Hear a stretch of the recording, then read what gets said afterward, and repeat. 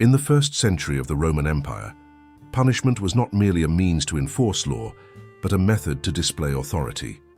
The empire, known for its discipline and military strength, also cultivated a reputation for its harsh justice. Public torture served as a reminder that disobedience against Rome carried consequences worse than death. During the reign of Emperor Gaius Septimus Varian, such punishments reached new levels of cruelty. Varian, often remembered as a ruler of discipline and paranoia, believed that fear maintained order more effectively than law. He viewed mercy as weakness and believed that pain produced obedience. His rule was marked by public displays meant to discourage rebellion and corruption among officials. Varian rose to power after a period of instability in Rome. The empire had suffered several internal conspiracies, and the Senate had lost its influence over governance. To prevent further dissent, Varian centralized power, eliminated political rivals, and introduced a system of surveillance across major cities. Spies reported directly to his palace, identifying anyone suspected of betrayal or conspiracy. Historical accounts describe Varian as a man of stern appearance and rigid habits.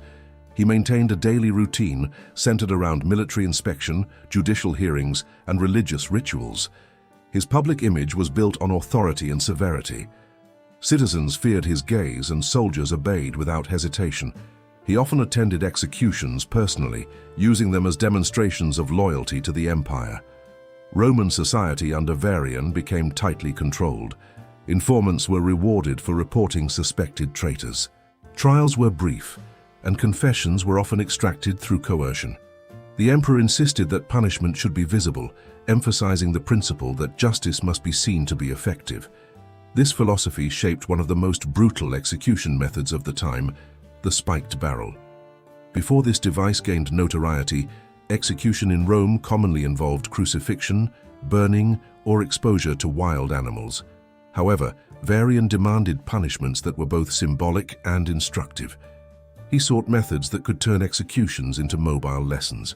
The idea of a spiked barrel reportedly emerged from his circle of advisors, who proposed a rolling device that could be moved through the streets, allowing citizens to witness the consequences of treason. The emperor's interest in this concept reflected his fascination with mechanical efficiency. He admired inventions that combined physical punishment with public humiliation. The spiked barrel, as later described in Roman penal records, was a large wooden cylinder reinforced with iron bands. Quick reminder: if you are enjoying, do like the video and subscribe the channel for more historical torture content. Its inner surface was lined with sharpened metal spikes designed to penetrate the flesh of the condemned as the barrel rolled. Varian viewed such devices as instruments of order rather than cruelty. In his writings, preserved by Roman historians, he argued that pain corrected behavior when administered under state authority. He considered the suffering of a few to be a sacrifice necessary for the stability of many. His reasoning mirrored the Roman ideal that discipline was the foundation of civilization. While Varian maintained the loyalty of his legions, his methods generated resentment among senators and commoners. Many feared that accusations of treason could arise without proof. The emperor's insistence on total obedience blurred the line between justice and tyranny.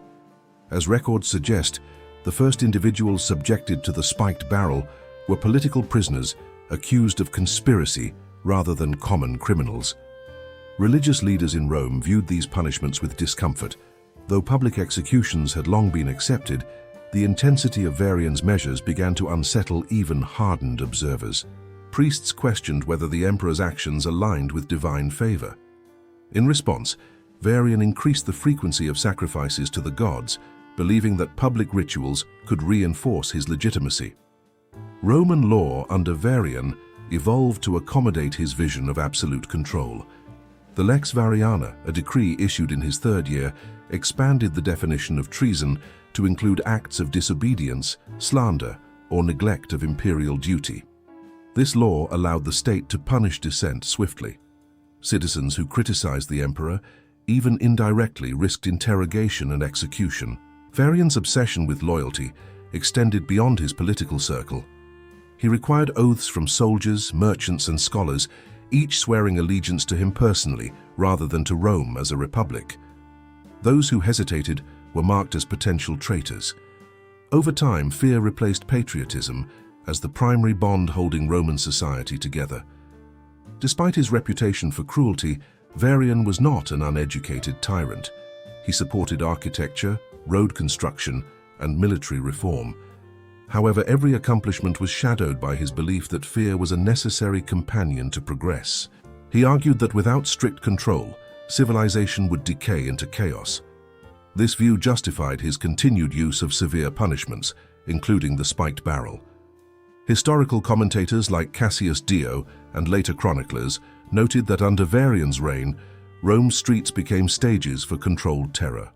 Public squares were regularly used for executions, and citizens were required to attend as witnesses. Attendance was not optional. Absence could be interpreted as silent protest. These displays created a culture where obedience was valued above conscience. Varian's administrative records show that he personally reviewed cases involving treason. He often issued orders for execution without trial, citing the preservation of state security. To him, hesitation invited rebellion. This policy led to the imprisonment of numerous senators and military officers whose only crime was hesitation or silence during imperial debates. The emperor's court was characterized by formality and fear. Servants avoided speaking in his presence unless addressed directly.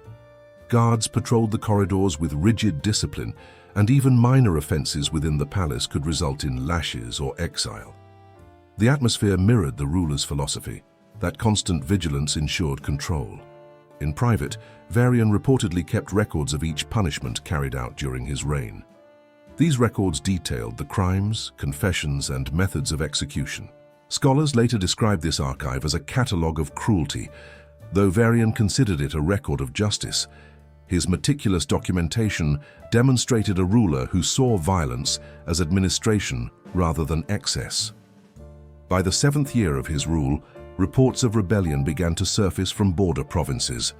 Some governors resisted his oppressive policies, arguing that brutality weakened loyalty.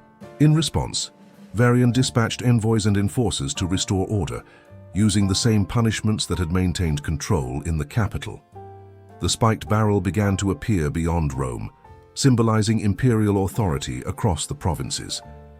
As fear spread, so did silence. Citizens avoided speaking of politics in public. Artists and philosophers either fled the empire or adopted themes that praised the emperor. The once vibrant debates that defined Roman intellectual life faded under censorship. Rome became a city of obedience where punishment was not only expected, but normalized. Emperor Varian's rule marked a turning point in the evolution of Roman justice. His belief in visible suffering as a deterrent established a precedent that outlasted him. The spiked barrel, among other instruments of punishment, embodied his ideology. That fear was the strongest foundation of power. In the following years, this device would be used not only for traitors, but also for anyone accused of endangering the state's image. It became a political tool as much as a punishment. The origins of this cruel practice lay in Varian's belief that the empire must remain unchallenged, even if it meant crushing its own citizens to preserve authority. By the time Emperor Gaius Septimus Varian entered the second decade of his reign, the spiked barrel had become one of the most feared execution devices in the Roman Empire. It was not a product of impulsive cruelty, but a carefully engineered mechanism designed to embody the emperor's belief that punishment should serve as instruction. Each detail of its design reflected Roman precision and efficiency in enforcing discipline. The spiked barrel was constructed by state blacksmiths under the supervision of the Imperial Punishment Bureau, a department created by Varian to standardize torture instruments. The outer shell was made of thick oak, reinforced with iron hoops. The inside, however, was lined with sharpened metal spikes arranged in precise intervals to ensure full bodily contact once the victim was sealed inside. The spikes were not randomly placed.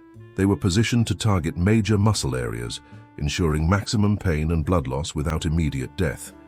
The barrel's construction varied in size depending on the prisoner's stature. Artisans recorded each measurement meticulously, since Varian demanded that punishment be proportionate in visibility and endurance. The design allowed guards to roll the barrel through paved streets, where the sound of iron striking stone amplified the horror for witnesses. The act of rolling symbolized the continuous nature of punishment under Varian's rule.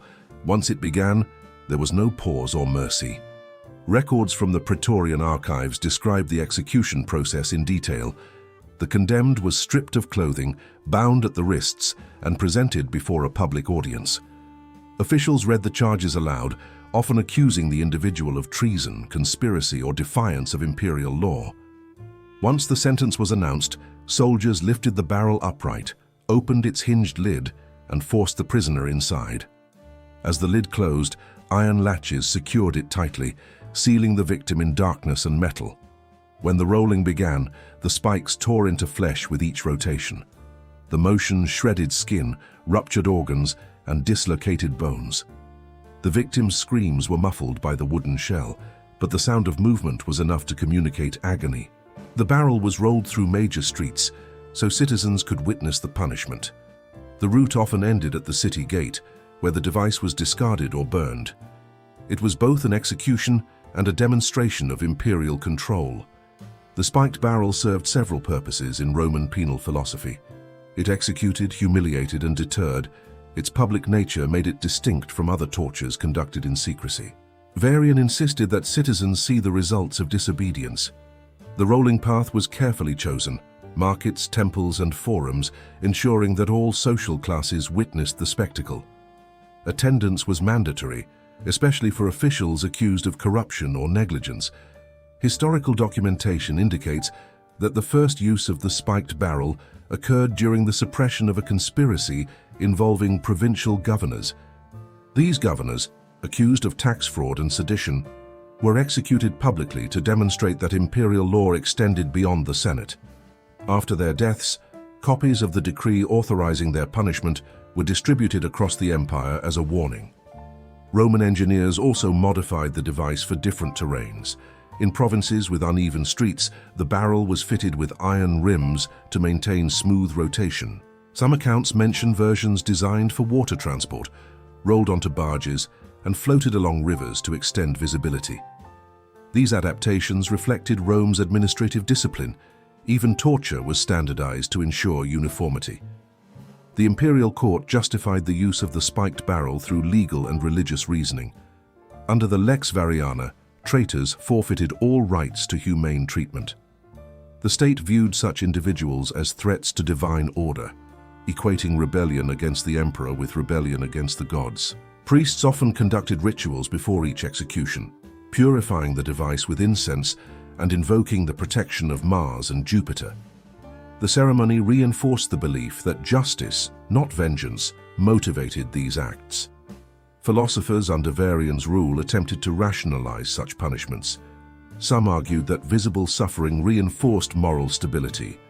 They believed that fear was essential to prevent chaos. Others, however, questioned whether excessive brutality weakened Roman virtue. These dissenting voices were quickly silenced or exiled. The empire's official stance remained firm. Pain was an instrument of education. The logistics of these executions were handled with military precision.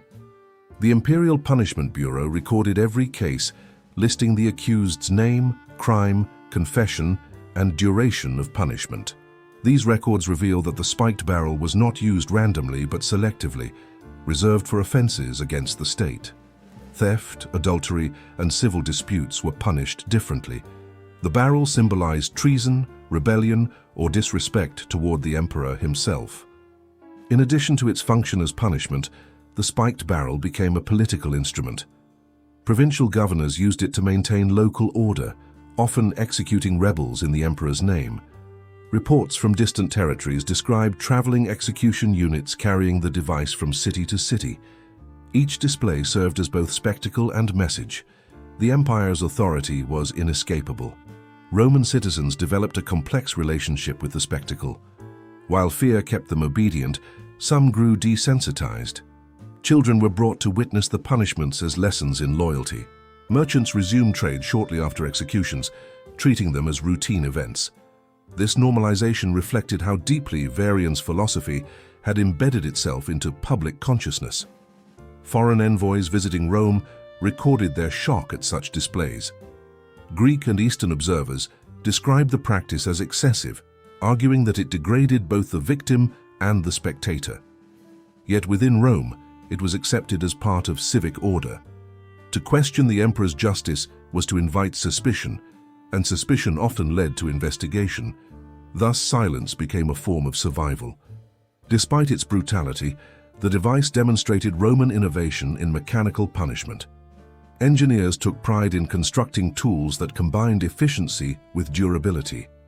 The materials used were selected for longevity, allowing repeated use without structural failure. The barrels were inspected regularly by craftsmen who reported to the bureau, ensuring they remained functional for future executions. The empire's investment in such mechanisms reflected its broader ideology, that authority must be both visible and unyielding. Public executions transformed justice into performance. Each act reinforced the hierarchy of power, placing the emperor at the center as judge, lawgiver, and moral authority. Citizens learned that deviation from his will resulted not merely in death, but in public erasure. By the middle of Varian's reign, reports of rebellion had decreased significantly. Officials attributed this decline to the deterrent effect of the punishments. However, some historians suggest it was due to fear suppressing communication rather than genuine loyalty. The empire appeared peaceful, but beneath the surface, resentment simmered among soldiers, senators, and citizens alike. The spiked barrel also influenced later methods of Roman punishment. Variations of rolling torture appeared in provincial records, including barrels filled with stones or sand. While not all included spikes, they maintained the symbolic function of public humiliation. Varian's innovation, therefore, extended beyond his lifetime, shaping punitive traditions for generations. Relics associated with these executions have been uncovered in archaeological sites near the Roman Forum and Ostia. Fragments of metal spikes, iron hinges, and inscriptions referencing imperial justice provide physical evidence of the practice. These findings confirm historical accounts describing the empire's systematic use of mechanical torture. Within the emperor's palace, the spiked barrel was displayed as a model of order. Visiting dignitaries were shown replicas as examples of Roman justice. Varian often explained its purpose in philosophical terms, claiming that discipline without fear is a tree without roots. His words summarized the ideology that defined his governance. As the empire continued to expand, the image of the spiked barrel became synonymous with the emperor's reach. Its presence in city squares, markets, and courtyards served as a constant reminder that imperial law was absolute. Those who saw it understood that the empire's strength rested on obedience, and that defiance led only to silence within its spinning shell. In the later years of Emperor Gaius Septimus Varian's rule, Rome appeared outwardly stable, but was internally fractured. Fear had replaced loyalty, and silence had become the language of survival. The spiked barrel, once the emperor's symbol of justice, had turned into a reminder of tyranny. The streets that once echoed with chants of allegiance now carried whispers of rebellion. Among the Senate, resentment had deepened. Members who had once applauded Varian's reforms now feared that any hesitation might mark them as traitors. Political debates ceased entirely, replaced by ritual affirmations of loyalty. Several senators began meeting secretly, united not by ambition but by exhaustion.